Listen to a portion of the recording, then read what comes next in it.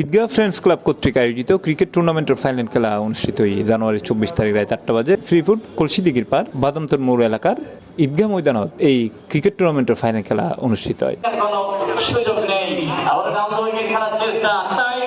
এটা সভাপতিত্ব করছে বন্দর থানা ছাত্র দলের আহ্বায়ক ও ঈদগাহ ফ্রেন্ডস ক্লাবের সাধারণ সম্পাদক আবু রায়হান চৌধুরী। এই সময় প্রধান অতিথি হিসেবে উপস্থিত আছেন বিএনপির আন্তর্জাতিক বিষয়ক উপকমিটির সদস্য ইসরাফিল খসরু চৌধুরী।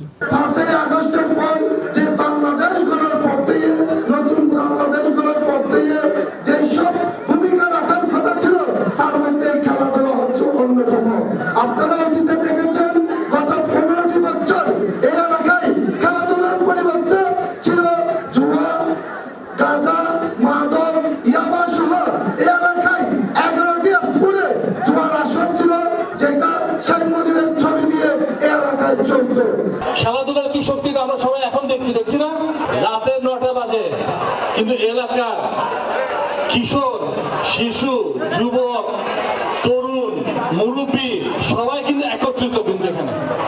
এটা হলো খেলাধুলার শক্তি। খেলাধুলা একটি পুরো মহল্লা, পুরো একটা কমিউনিটিকে একত্রিত করতে পারে। এটা হলো খেলাধুলার শক্তি। এই সময় বিশেষ অতিথি হিসেবে উপস্থিত আছেন চট্টগ্রাম মহানগর বিএনপির সাবেক স্থানীয় সরকার বিষয়ক সম্পাদক হাজী কামাল উদ্দিন, সাবেক সহ সাংগঠনিক সম্পাদক মোহাম্মদ সেলিম, 38 নম্বর ওয়ার্ড বিএনপির সাবেক সভাপতি মোহাম্মদ আজম উদ্দিন, 38 নম্বর ওয়ার্ড বিএনপির সাবেক সহসভাপতি লিটন চৌধুরী।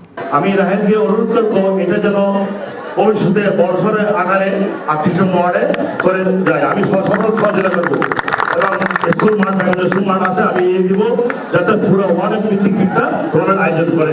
এছাড়াও এটা আরো উপস্থিত আছেন বন্দর থানা বিএনপির নেতা মাহবুবুর রহমান বাচ্চু, হাজী মোহাম্মদ হোসেন, মোহাম্মদ ইলিয়াস, তাজউদ্দিন, 38 নম্বর ওয়ার্ড বিএনপি নেতা আলী হাসান, মিটু, নেজাম, বন্দর থানা স্বেচ্ছাসেবক দলের আহ্বায়ক রিয়াজউদ্দিন রাজু, যুগ্ম আহ্বায়ক সাদউদ্দিন চৌধুরী, কৃষক দলের সভাপতি আব্দুর রহিম, ছাত্র দলের যুগ্ম আহ্বায়ক ইমতিয়াজ, যুবদল নেতা আরিফুর রহমান, আরিফ শয়, আরবতকে। এই যে একটা বিনোদনের ব্যবস্থা করেছেন আয়োজক কমিটি, আমাদের তরুণ সমাজ আজকে বিভিন্ন মাদক জোয়াসহ বিভিন্ন ভাবে তাদের হেলাফেলার সময় নষ্ট করে তাদের জীবনকে ধ্বংস করে দিচ্ছে।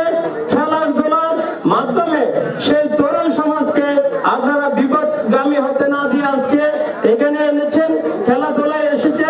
আমি আশা করব আগামী তো আপনারা আপনাদের এই ধারাবাহিকতা চালিয়ে যাবেন। কেউ জিতবে কেউ হারবে, এটাই খেলার নিয়ম।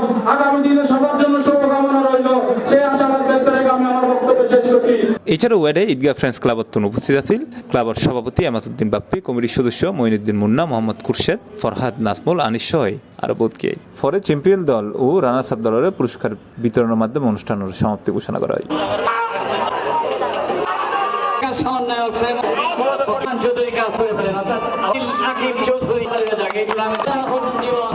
রানা সাহেবের